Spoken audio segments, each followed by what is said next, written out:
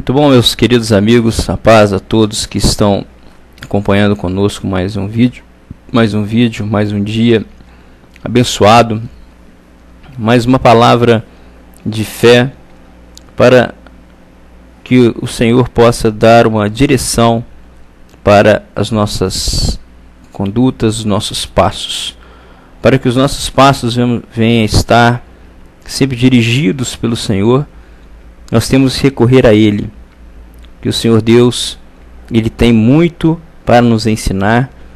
Importante que nós estejamos sempre com o coração aberto para ouvir e com o ouvido atento à voz de Deus.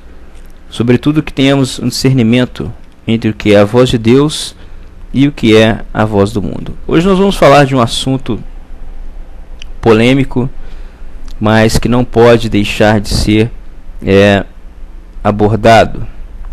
Nós estamos vivendo hoje dias em que no Brasil surgiu uma polêmica com relação ao casamento homossexual dentro das igrejas. Olha só, nós temos que entender que Deus ele ama a sua criatura. A Bíblia fala que Deus amou o mundo de tal maneira que deu seu Filho unigênito, para todo que aquele que nele cresce não viesse a perecer, mas tivesse então a vida eterna através dele. Deus enviou o Senhor Jesus, seu Filho único, para ser crucificado, ser morto por morte de cruz, pelo amor que Deus tem ao ser humano. E nós não podemos confundir essas coisas. Uma coisa é Deus, o amor de Deus. Outra coisa é Deus dar ao homem autonomia para o erro. É diferente, são coisas diferentes. O que é abominável aos olhos de Deus? O que é abominável aos olhos de Deus? Tem coisas que abominam de fato aos olhos de Deus. E nós temos uma história aqui de Sodoma e Gomorra. Você vai encontrar isso em Gênesis capítulo 19, que fala o que aconteceu com a cidade de Sodoma e Gomorra. Sodoma e Gomorra foi uma cidade que foi incendiada. O fogo caiu do alto. O Senhor Deus consumiu aquela cidade. Deus consumiu aquela cidade porque, entre muitos pecados que Sodoma e Gomorra tinha, ela era uma cidade corrupta. As pessoas, os homens e as mulheres daquelas cidades eram corruptas. Entregaram as suas carnes à corrupção. A entrega fora dos padrões naturais de Deus. Muito se discute sobre o homossexualismo, que é uma questão de nascença, né, que está atrelada a perfil, jeito daquela pessoa desde criança. Mas isso é uma questão seguramente espiritual. E nós temos que ter um ouvido atento a isso. Muitos pastores tentam explicar a homossexualidade, outros tentam discutir a homossexualidade, mas a verdade é que o homem ele se tornou uma vítima dos desejos da sua carne. Tudo nasce num princípio, naquilo que a carne tem observado, que a carne tem detectado no seu dia a dia, no seu viver. Isso aflora. Evidentemente isso aflora. Nós vemos na sociedade hoje que a sociedade impulsiona para situações que realmente desaprovam diante de Deus, são desaprovadas diante do Senhor. E essa questão do homossexualismo é algo que acaba induzindo a pessoa pelo fato dela se envolver na vida, no mundo, de forma sem se organizar, sem ter um senso de limites. Isso leva Isso tem levado as pessoas a essa situação de homossexualismo. Então o Senhor Deus, Ele ama a sua criatura. Seja ele homossexual ou não, Deus ama. Mas Ele não é conivente com essa situação. Ele não aprova essa situação. É diferente o amor de Deus da aprovação dele.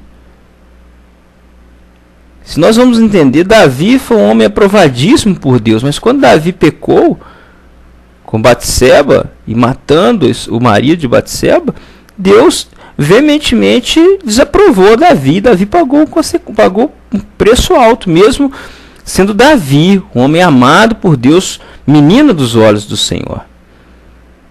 É importante entendermos que essa questão ela não é aprovada diante de Deus. Se as leis dos homens aprovam, o nosso Senhor não aprova. E se Deus não aprova, os homens de Deus eles têm que acatar. Porque nós não fomos ungidos homens e mulheres de Deus para falar aquilo que o mundo quer ouvir, não. Nós somos levantados para falar aquilo que Deus nos manda falar. Para falar as coisas do Senhor. E nós vamos ver na palavra de Deus que Sodoma e Gomorra, os homens de Sodoma e Gomorra viviam de uma forma totalmente contrária à ordem do Senhor. Vamos ler sobre isso. Vamos no livro de 1 Coríntios, capítulo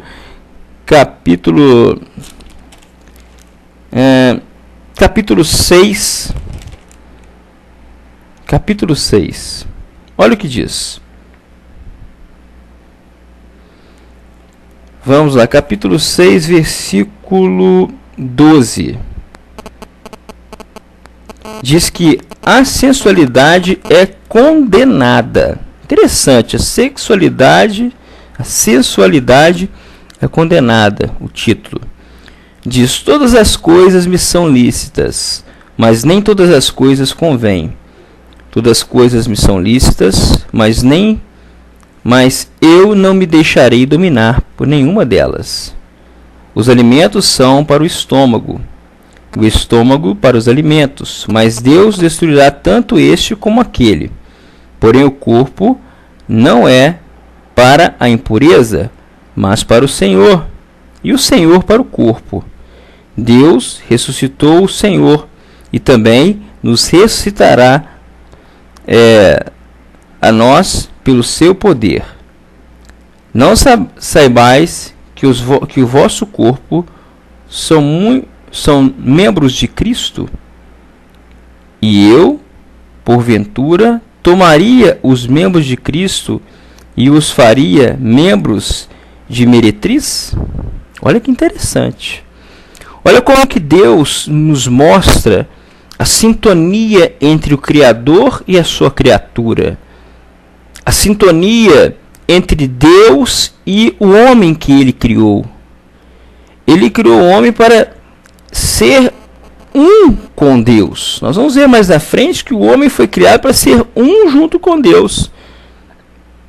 Então aqui no final ele diz, olha só, os membros de Cristo e os faria membros de meretriz, ou seja, nós vamos sujar esse corpo. Vamos continuar. Absolutamente não. No capítulo 16 diz: ou não sabeis que o homem que se une à prostituta forma um só corpo com ela? Porque, como se diz, serão os dois uma só carne. Mas aquele que se une ao Senhor é um espírito com ele. Fugir da impureza.